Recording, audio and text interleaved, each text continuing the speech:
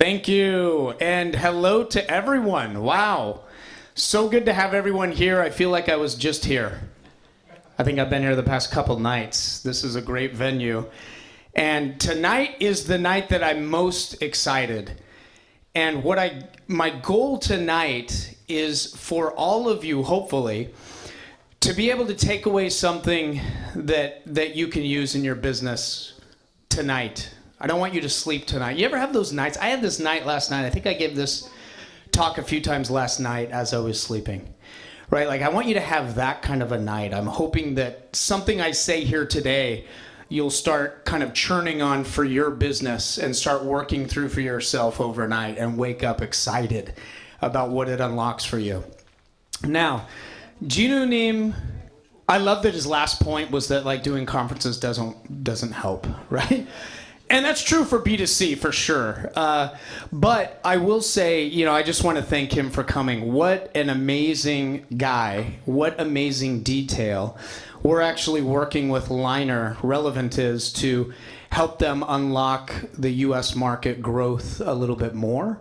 They're already doing a lot, and we're just helping them kind of smooth the edges out and figure out where incremental growth can come from.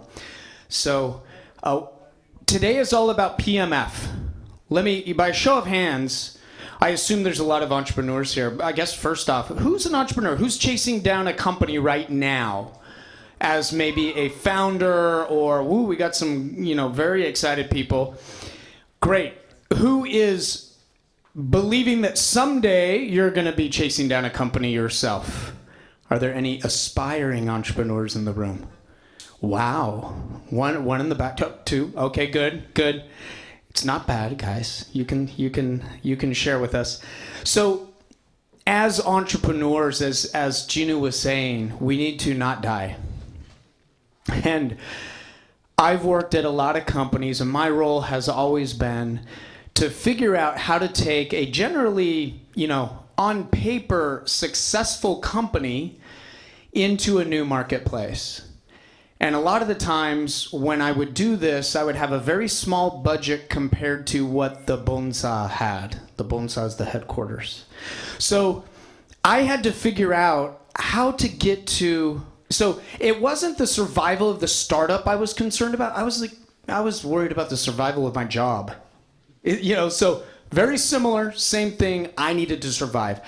I needed to perform at a level that would justify my existence at the company, as is the case with everyone, right? So I had to figure out, how do you get into a new marketplace and get some level of product market fit so that you can start making revenue, start making money, and make a case to the Bonsa that this is the plan and you need to fund it. It's kind of like you're a mini startup is what I've kind of done.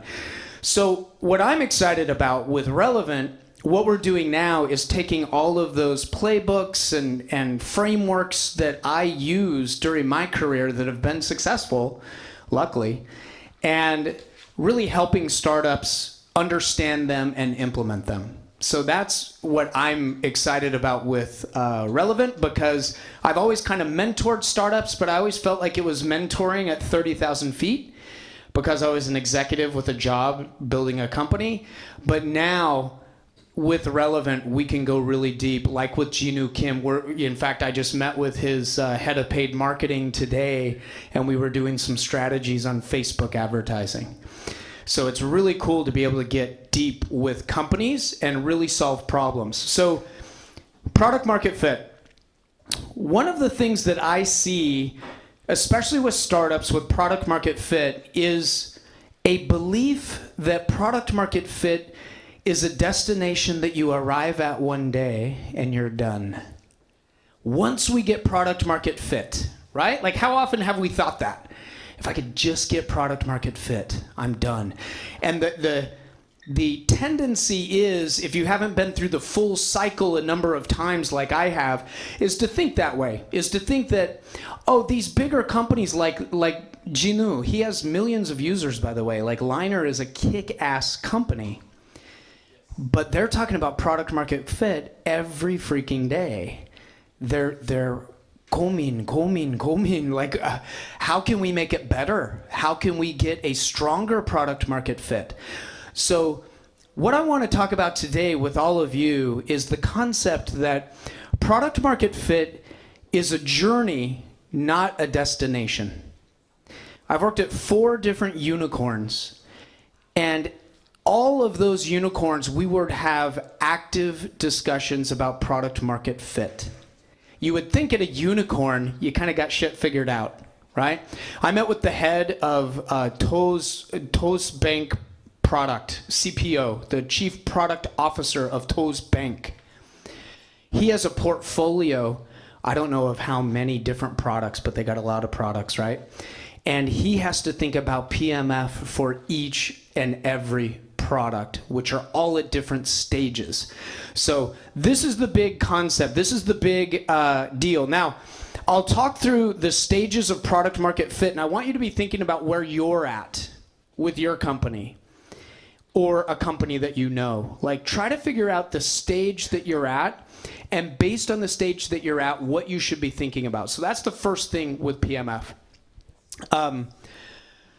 The second thing that I'm gonna, I guess, I don't want to say teach, I'm not teaching, talk about, is a framework that I use that helps me position a product in a new marketplace, juxtapose the competition. So any of you that are going into a new market, going into the US, going into Japan, wherever it may be, we have to figure out, how do we position our product in a compelling way in the mind of the customer?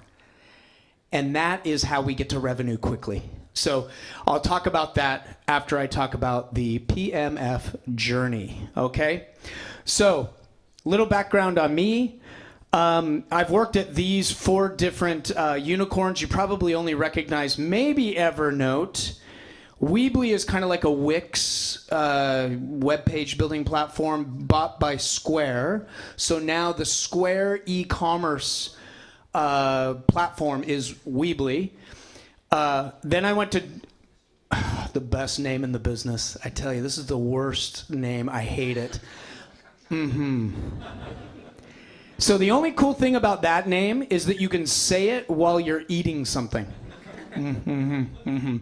So, and by the way, in Korean we say hum is what is. Okay, so there's that, which was a video product, is a video product. I still use it every day, and it allows you to do some pretty cool stuff with a video. So if you're making pitches to VCs virtually, check out It'll make you look amazing. Okay. And Drata is a cybersecurity product that helps you get SOC 2 compliant and get, what's the other one? SOC 2 in the US, and then ISO in Europe, etc. It's compliance, really exciting stuff. But we went, I'm not wearing the shirt, I thought I was wearing my Drata shirt. We went from 0 in revenue to $20 million in ARR in 18 months, which was just freaking insane. Like, I don't recommend that kind of growth. It's really painful, but really good. But that was quite an amazing experience on the sales front. So how do you go into a market and sell a product really quickly? I see some people back there that might be very interested in that. How do you do that? These are the frameworks that I've put together to help companies do this. So this is kind of my background. We work with some great startups. Epic was acquired actually by a Chinese company for $500 million, and that was really cool. Some of you might know Typed or Business Canvas, Allo, and Dual Brain is a great platform that helps children with neurological issues by playing on an iPad. So just some amazing startups that we work with, both here in Korea and other countries as well. So that's a little bit of background about me. I haven't had hair for years. I did have hair at one point, but it's over, okay? All right. The PMF journey. Let's talk about the journey. And again, think about yourselves. Think about your situation. And I want you to be honest with yourself about where you are with PMF. Okay, now Jinu gave us a lot of kind of like detailed way of looking at how to measure PMF, how to look at PMF from that way. I love his equations are always zeros or ones, right? So he's definitely a computer scientist at heart, but they do amazing. And remember, if any of you are here at my other presentation, remember I talked about the cycle of innovation and the speed with which you have to do it? The Liner team absolutely is one of the fastest teams that I've ever seen. Although I will say that you guys at 3D Presso are pretty damn good as well. And let me give you just a quick example before I get into the PMF journey. We were with Liner not too long ago, and they're actually releasing a new product that is generative AI, which is a terribly crowded space, right? Everyone and their mother has an generative AI company. So we wanted to figure out how to differentiate it in the mind of the customer so that people would actually pay attention and see them as different. So on a call, we came up with some great positioning.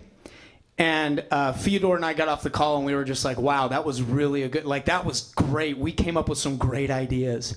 The next morning we woke up and we went and looked at the Liner website and it was like all redone and like rebranded to this new messaging.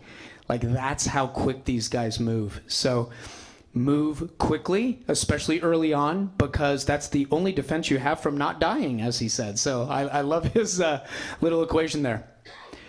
Okay, let's talk about pre-product. How many people are pre-product here? How many people are like building a product and haven't quite launched it in a big way? Okay, beautiful, beautiful, great. So we got a decent number of people that are in the situation where you have a great idea. You're figuring out how to marry that great idea to solve a problem for a specific person that will, and this is the important part, that will actually take their wallet out of their pocket and enter those numbers into a computer and actually pay you freaking money, right? Like that's the holy grail. That's when you've arrived. That's how you know that what you're doing is adding value sufficient for someone to actually engage with you on that basis. So when we're pre-product, number one, I want to make a book recommendation for pre-product, validating the problem principally. It's called the mom test. Yeah, I got some nodding heads. The mom test. So if you go to your mom and you say, hey mom, I got an idea. I'm going to do XYZ and deliver that to XYZ people. What is mom going to say? Oh, honey, that's brilliant. Good idea, right? At least in America they say that. Probably in Hangul they're like, 미쳤어? You're going to be a doctor or a lawyer, right? Like that's probably the answer from, but the moms in America, they're really nice to their kids and they want to say, oh, great, what a brilliant idea. Is that the truth? No, it's not the truth. Only the market can tell us what the truth is. So the mom test lays out how to ask questions of potential customers where you want to test your problem, right, to make sure you're chasing the right problem with a decent solution. It tells you how to ask the questions right so that you don't get a cultural response of, yeah, that's a great idea, I'd buy that. When you get that answer, run. You know you've screwed up, right? That interview is not going to work. So definitely go get the mom test if you are kind of pre-product testing out an idea and trying to figure out if you are on the right track.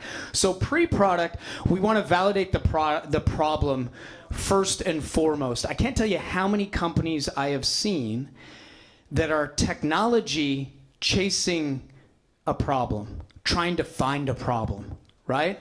Just because you can do it doesn't mean you should do it. Right?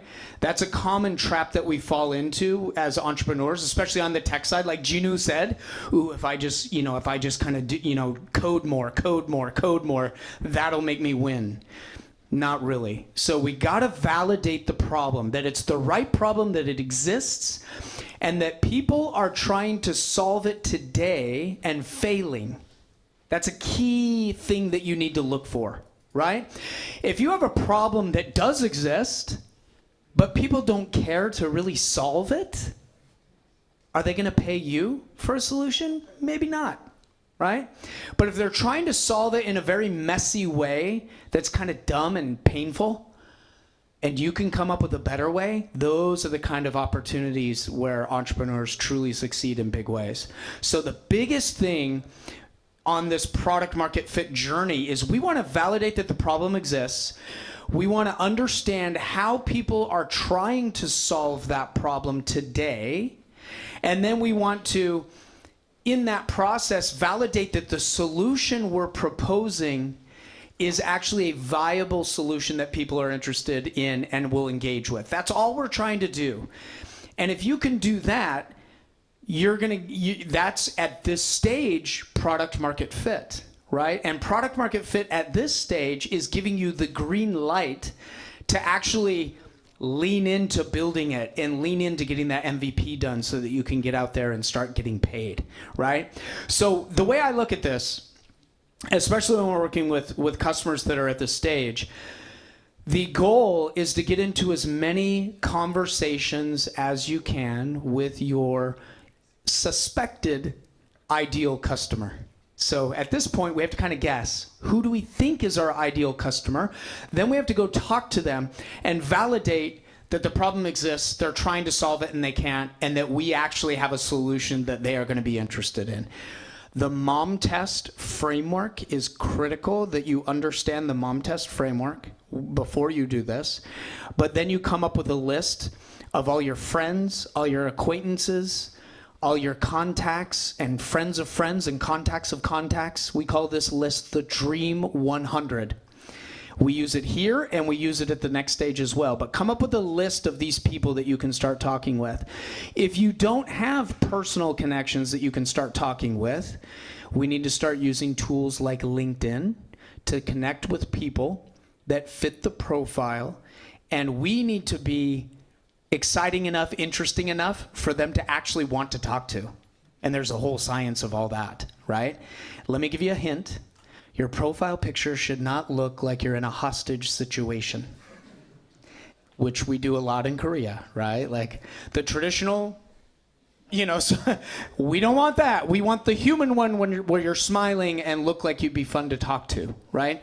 So we help a lot of people adjust their LinkedIn profiles to be compelling, interesting, and exciting for the purpose of connecting with people, random people that you don't know, and they'll be interested enough to talk with you. So the metrics that I look, try to get 20 interviews, and if you can get like half of those to be generally positive and validate the problem and that they would be very interested in your solution, then I think you have the green light to go build an MVP really quickly. Remember, speed is that thing that keeps you alive. So now go build an MVP quickly. And of course, at that point, the major error that we make, like Jinu said, is we think an MVP is this when an MVP should be this, right? So constraining to an MVP is very difficult because in our minds we have this big picture and we got to cut it down to just the core because that's all we're testing is the core, right? Okay, so now we've gone through pre-product. Let's get to a launched product or launching a product. How many people have either launched a product in the past month or so or plan on launching a product soon? There we go. I saw your hand go like, You were waiting for what I would say. Okay, so we got people launching products soon. Beautiful. That's the scariest thing you can do outside of maybe bringing a baby into the world or something. Like it is really scary, right? Because when you launch something, it's like bringing your baby into the world. And people are gonna say, oh, what a cute baby. And other people are gonna say, that's an ugly baby. Which sucks, right? So that's why launching is always so difficult to do. But it's an exciting time. It's an exciting time to be at. So let's talk about when you're launching your product, how do we get to PMF as quickly as possible? Again, I go to the Dream 100.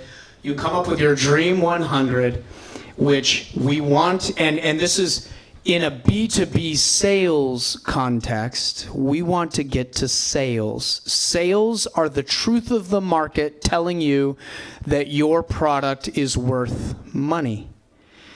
And we all believe it's worth money, but when you get money transferred to you from someone else's bank account, that is the truth, that your product is worth money. So let's get there, right? So Dream 100 are 100 people that you believe are the best fit for your product. Now, if you're doing a B2C product, it's a little more like you just throw it out into the big world and see what happens, right? You know, that's kind of the B2C world. But in a B2B context, you can actually do this in a measured way so that you can truly figure out what is up, right? 3D Presso, you're right there, right? Like you're in the middle of, you know, maybe a little later, but still kind of like figuring out like who loves it. And we have a lot of people that love it, but we need to get to know them better, right? So that's a great place to be. So you go to your personal context, and here is the key thing is you have to learn the sales process. I didn't appreciate sales until I worked at Drata. 0 to 20 million in 18 months was crazy. So creating a sales process that is repeatable and that gets people comfortable with trusting you to provide them with some sort of a platform or a service is what sales is. It's about trust, principally. And of course, you have to have a good fit for the solution that they're looking for, but it's all about trust. So learning your sales process when you launch as a B2B SaaS product is extremely important and something that we have to do quickly. And how do we iterate on a sales process? 얘기하는 거예요. 대화 많이 해야 돼요. 대화하지 않으면 배우지는 않아요. 그렇죠? You have to talk to a shit ton of people, right? You want to talk with everyone, but you want to have a well-crafted sales process that you're guiding them through, right? So it's important. This is a great time to build your sales process and focus on your sales process. Most people don't know how to sell, so go find a mentor. Go find someone that you know who knows how to sell that will help you set up a process that will start yielding you sales. It's so important. And this phase, it's all about grabbing logos for reference that you can put on your website, so that as other people come and check you out, they'll say, oh, these other people are using them. That must be okay, right? So your first few logos as a reference are credibility that what you're providing is worth it. And it knocks down what we call the domino, like obstacles we call dominoes. You have to knock them down in the sales process. So getting your first few logos is extremely, extremely important. And in this product launch phase, we want to get like 15 to 20 sales under our belt, right? A lot of them will be messy. It won't be perfect, but we want to get sales so that we can put logos on our website so it's easier to sell more. Right? So this is the product launch phase of PMF. And if you get to that metric, you're 15 to 20 sales at this phase, PMF 있단 말이야. Check. Like we have PMF. But then you have to go to the third phase. So again, it's a journey. It's never ending. So let's go to scale. So now you've gotten your first few sales. You're putting your logos on the website. You've figured out how to develop more leads from the marketplace, right? So now you have people coming in, and you have a pipeline developing. So how do we scale sales when you get to this point? This is a critical point. We have to, and this is how I always judge it. So usually, in the prior phase, your Dream 100, sometimes you're going to venture capitalists and saying, is there anyone in your portfolio that has this problem that we could talk to, right? So you're kind of going in a little bit warm, you know? But now the biggest hurdle that I want you to overcome or think about overcoming at this stage is selling to randos, random people. That's a great milestone to achieve.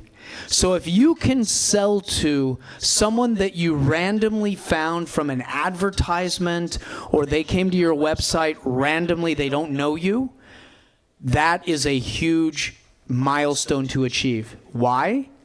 If you can prove that you can sell your solution to random people that come in, that tells a venture capitalist that you're ready to start scaling, right?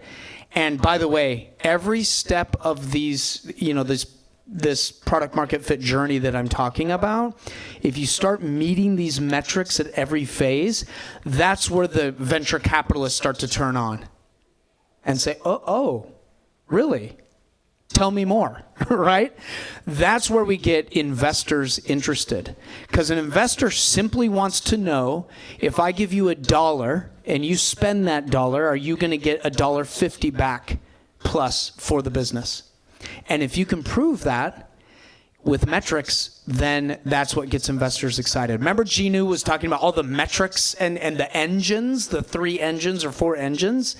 If you can prove out those engines in your business, that is your currency with VCs.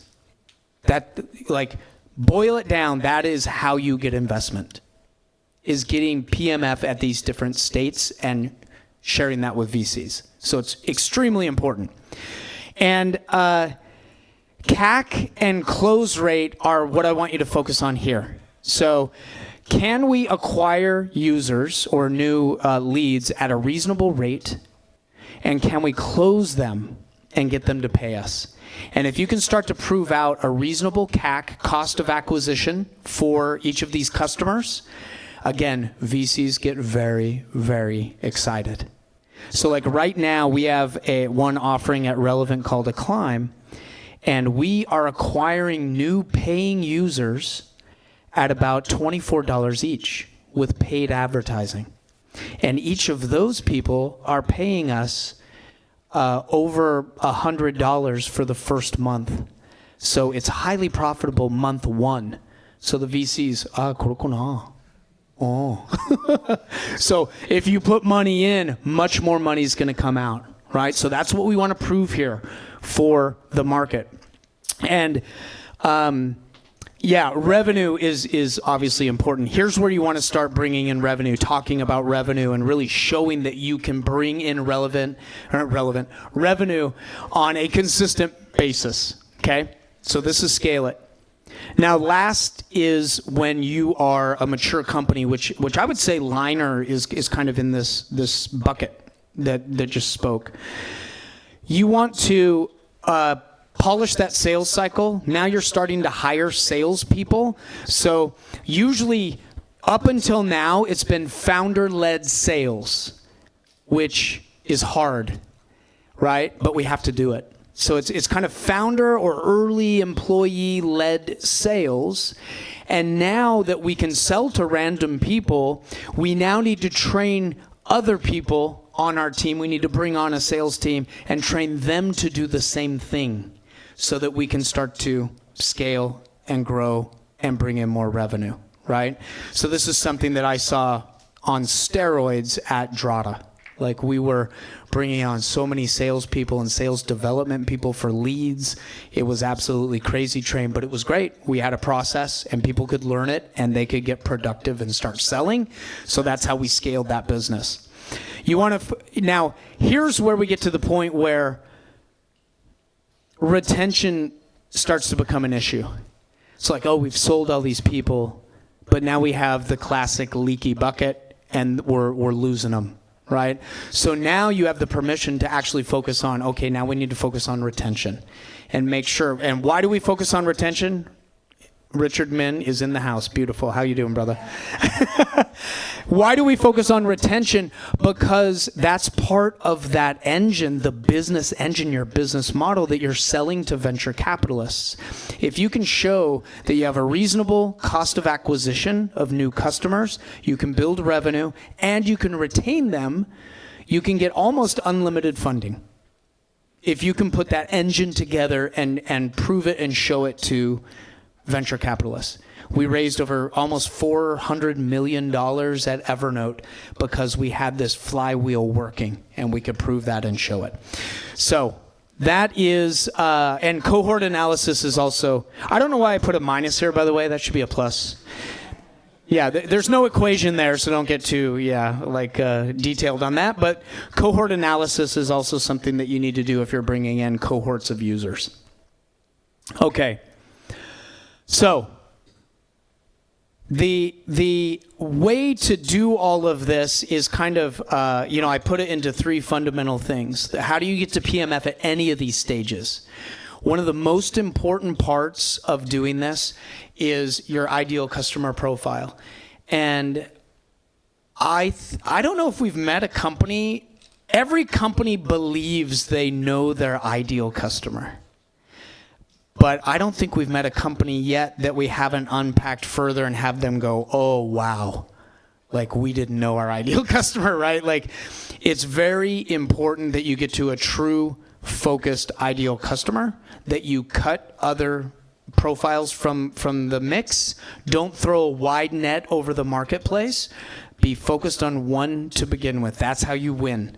And then you can always add others later, right? And you develop a portfolio of ideal customer profiles. But ICP is one of the most important things. And then product positioning, knowing how to position your product, which we'll talk about in just a second, is extremely important. And then being able to create what we call an irresistible offer for that ICP, that when they see the offer you're making, they can't say no. Right? Like this is kind of the equation that and the framework that has served me well as I've been building companies over the years. So what I want to do now, any questions, by the way, so far? Maybe we should take a quick question. That was a good question, by the way, in the middle. Yes, sir. I have a question regarding the cohort analysis. So if you have a solution, let's say a SaaS solution, B2B, and with the cohort, you know that your customers can use your solution in a cluster for more value add. What is the best way to sell at a low cost and a convincing way to a cluster of customers that they should be sharing data and let's say, processes with our solution? Yeah,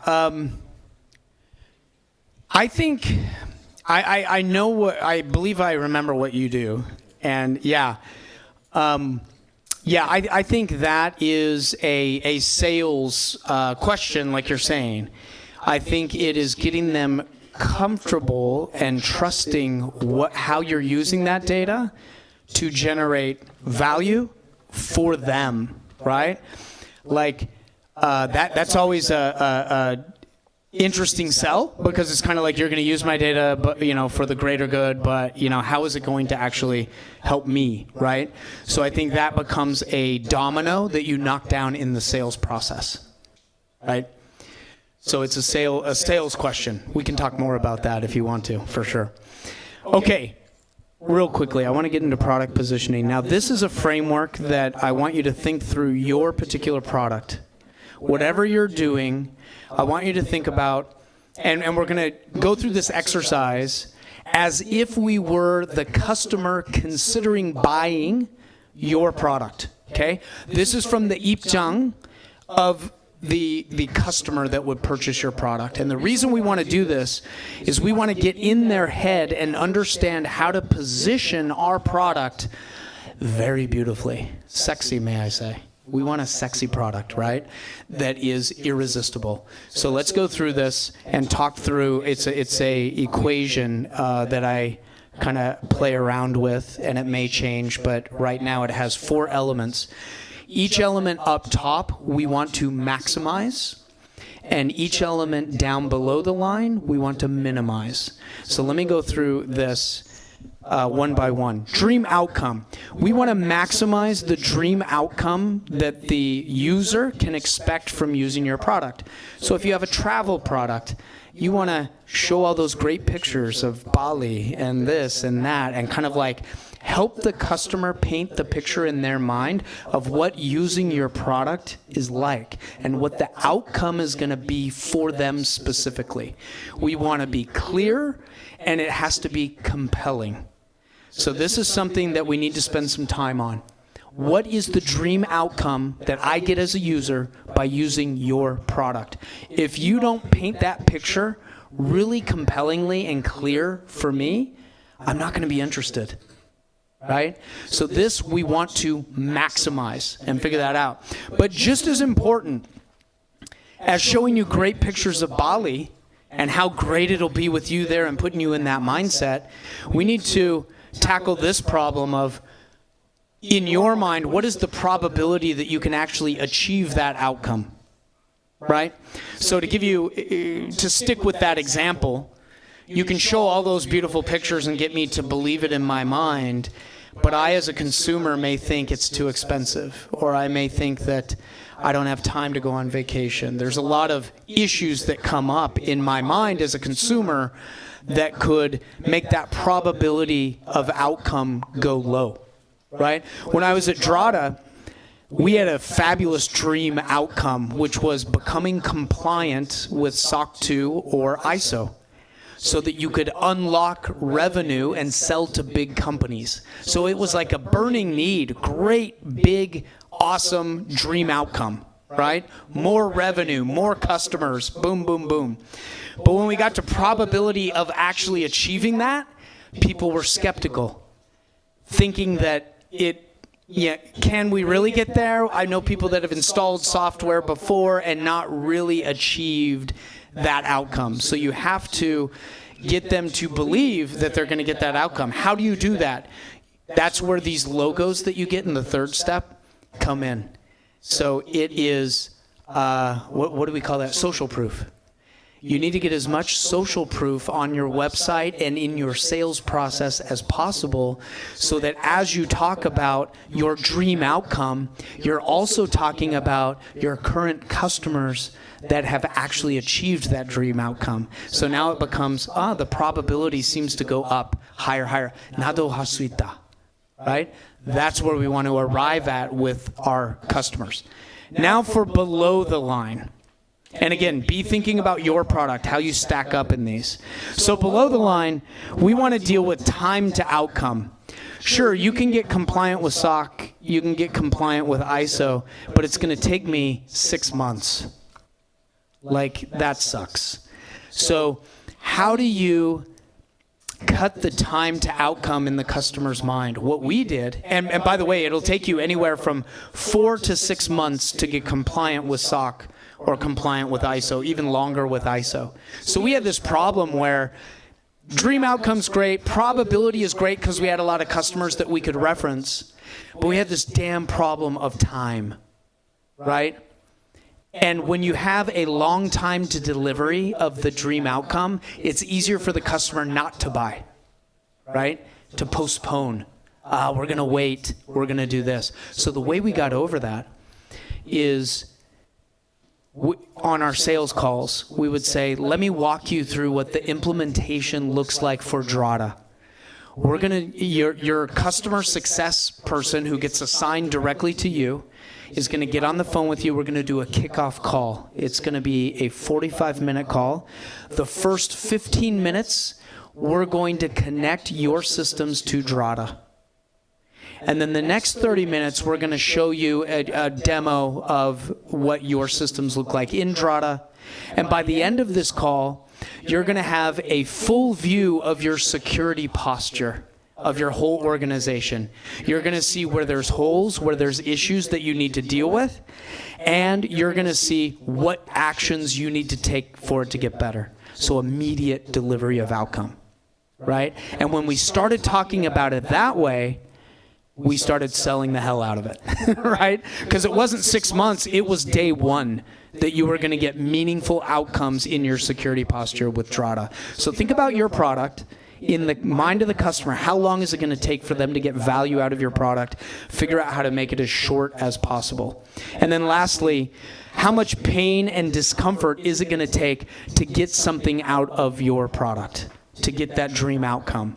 Usually there's pain and discomfort associated with using any software product. So do you have to download and install something? If it's a team collaboration product, shit, I got to get my whole team on this and like convince them to use it, right? The pain to getting that dream outcome. We want to minimize it however we can. So this is something that I want you to think about for your products. How can you minimize that in the eyes of the customer that you're selling to? And if you can do these things, if you can maximize these things up top, minimize the things on the bottom, you're going to have a much more compelling sales proposition and be able to get product market fit and, most importantly, revenue much quicker. So definitely steal this formula, use it for your business. And then one other thing that I'll say about this formula that's really good to do, especially when you're going into a new market, is create kind of on one side of the page, rank each one of these 1 to 5 or 1 to 10, whatever you want to do. And then on the other side of the page, have a competitor that you're facing in that market. You just had a bunch of competitors come into your market, right? So like force rank against those competitors where you stand and be honest. I see a lot of entrepreneurs that aren't honest in their really how people are thinking about their product. So definitely be honest, face the truth, and then rank your competitor and be generous to the competitor, right? So that you can get an accurate representation of where you need to improve and where you have opportunities to differentiate in how you position your product in that market. And it'll give you a lot of insight as to where you sit in that market, juxtapose the competition. So that is definitely something that I recommend you guys do. Any questions on this? Feel free to throw up questions. I want to hear at least one question. Yes, sir. Front row. Very good. So for B2C SaaS, Yes. You still do the same, like at the beginning, you still do the call and do the demo and walkthrough. Yeah, that's a great question. So, yes, you can totally do that, and you can do B2B SaaS through organic traffic. But if you don't have organic traffic, you can spend just a little bit on advertising and actually have some great conversations. So you can spend $500, $1,000 on advertising and really get a number of conversations going with your ideal customers or who you believe they are. And that can give you that first phase of, are we really tackling the right problem? Is this really the right solution? That you can definitely do. It's kind of non-intuitive because for a B2C product, you're not going to use paid ads for acquisition for the long term. That just doesn't work. But in the shortest of terms, you can actually use ads to get into conversations that you need to have in order to learn your next steps. Does that make sense? Great question. Yeah. Any other questions?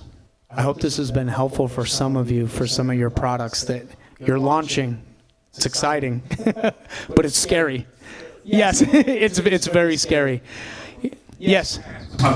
So for, like you say, time to outcome and also pain and discomfort, does that apply to the onboarding process? Like Yes, for sure.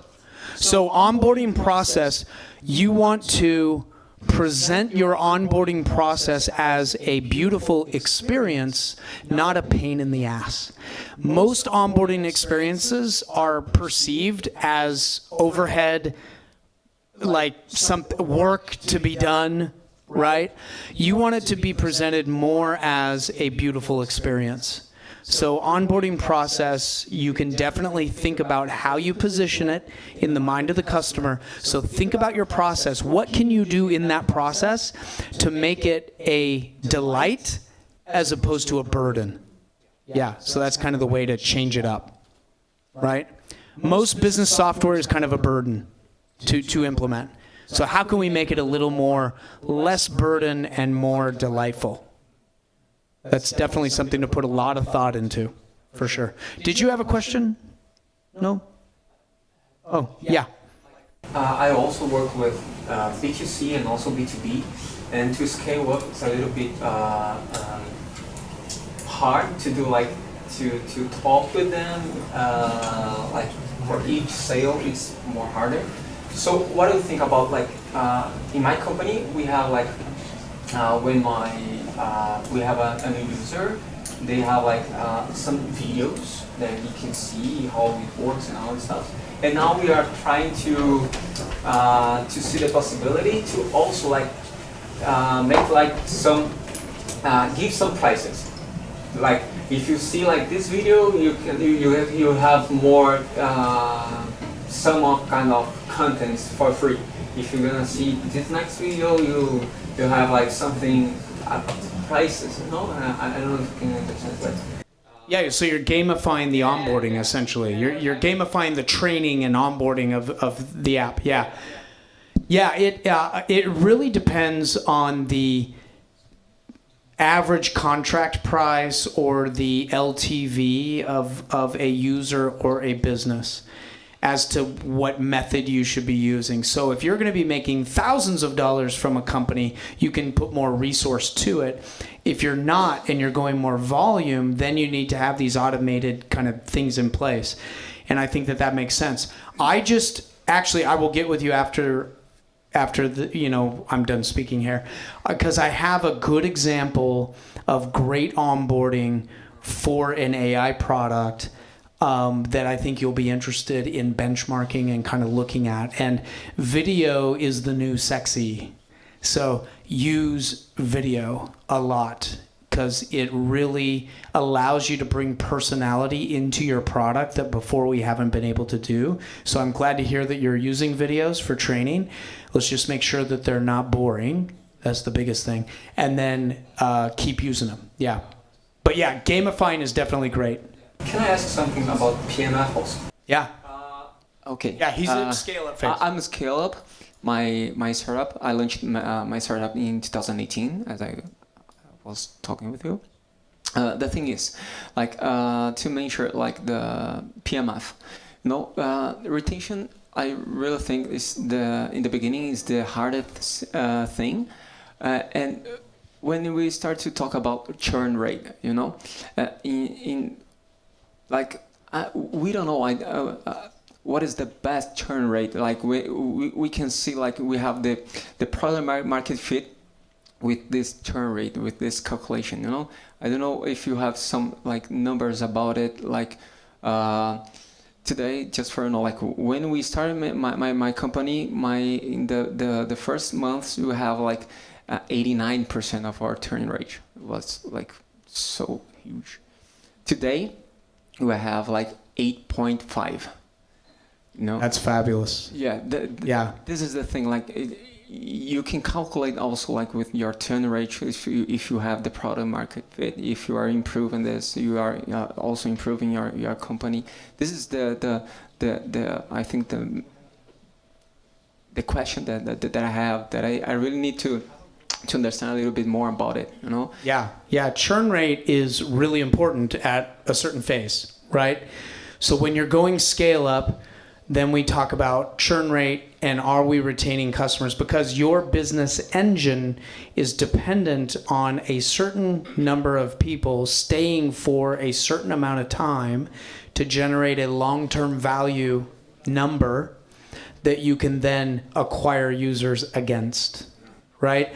So churn rate is definitely important. Most companies will have a pretty high churn rate at first because you haven't figured it out. You had in the 80s and now you're down by tenfold, right? So a 10x improvement in churn rate is absolutely great.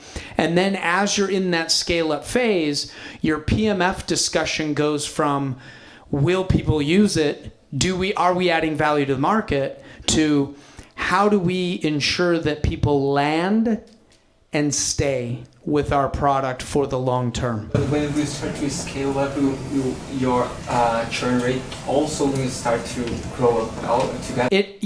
Depending your churn rate, by the way, is a living organism. It grows and it contracts, right? Depending on the type of inputs that you're getting from the market. So you may decide to do kind of like Liner. They're doing a big kind of like paid advertising. That paid advertising acquired users churn at a much higher rate than organically acquired users, right? That's just a fact. So now you need to start looking at your different inputs, threads of input, and judging those differently. So you may say, hey, a churn rate of 20% on paid acquisition is actually okay. Whereas organic, we want to keep that 8%, 7% kind of number, right? So now you're looking at different channels of acquisition. So, and this is a cool thing, and this is kind of my main point tonight, that PMF is a journey, it's not a destination. Like you never get to 100% PMF, that it's changing all the time. Your phase of operation is changing all the time. So we always need to be thinking about PMF as the journey we're on, and based on the stage where you're on, what are my goals to make sure that I am proving out my business, right? So that's kind of the main thing that I wanted to hopefully imbue to you guys tonight. Now, we are going to do a Q&A session. But I have a couple of slides left here. Let's see. So I wanted to show you guys, like, we're having a ball. I've done a lot in my career building different unicorns, but now working with great Korean companies is absolutely been great. A few of these pictures were actually from today, which is awesome. This, Mission Law Firm, if any of you know them, absolutely amazing law firm for startups, especially startups looking to go global. And by the way, they really know how to eat well. We had a great lunch.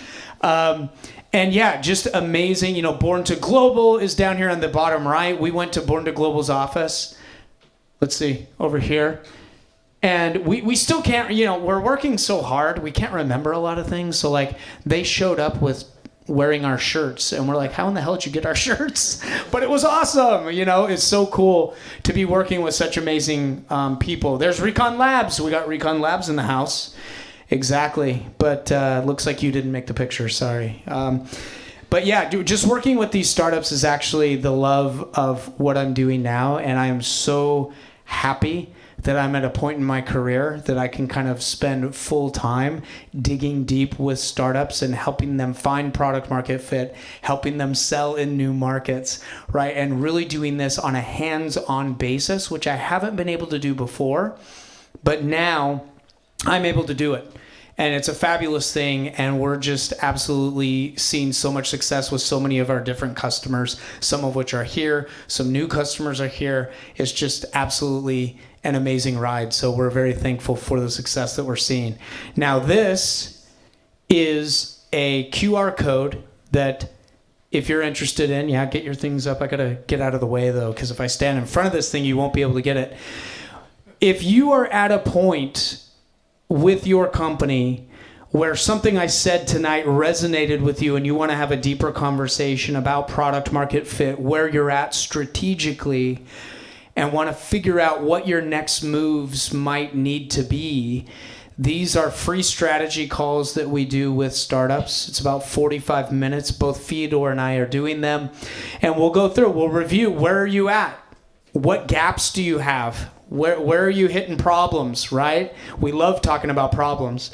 And then we're going to share with you playbooks that I've used that have generated over $100 million in ARR across these 4 different unicorns that I've worked at, right? To hopefully shortcut your success. See, I'm the guy up here with all the scars, battle scars here and there. I've learned a lot of things the hard way, and now I'm ecstatic to share how to shortcut some of this stuff for you guys.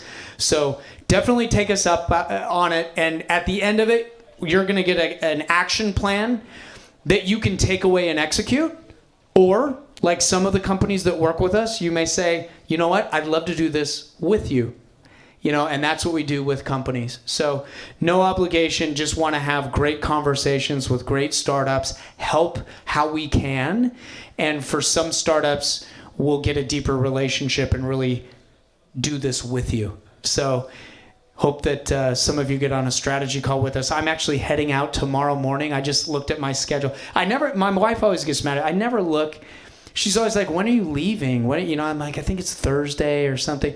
Like, I'm leaving tomorrow at 9 something in the morning. I just learned that like a few minutes ago. So I better pack tonight and get ready to get out early. But I will be back in the U.S. and you'll be able to schedule time with both Theodore and I. Our calendar is optimized for the time change, etc. I come to Korea often, so I'll be here probably on a every month and a half basis, roughly. So when we're here, we meet in person. When I'm not, we get on Zoom and work through things just the same. I have a really cool studio. So if you want to see my studio, get on a strategy call with us. It's really cool. It's like kind of like a YouTuber vibe. It's like really cool. I have some, video games behind me. It's pretty awesome. So hey guys, this has been great. Now what I want to do is get into Q&A with Born to Global, or we'll have Fyodor tell us what our next step is. So come on up. Thanks guys.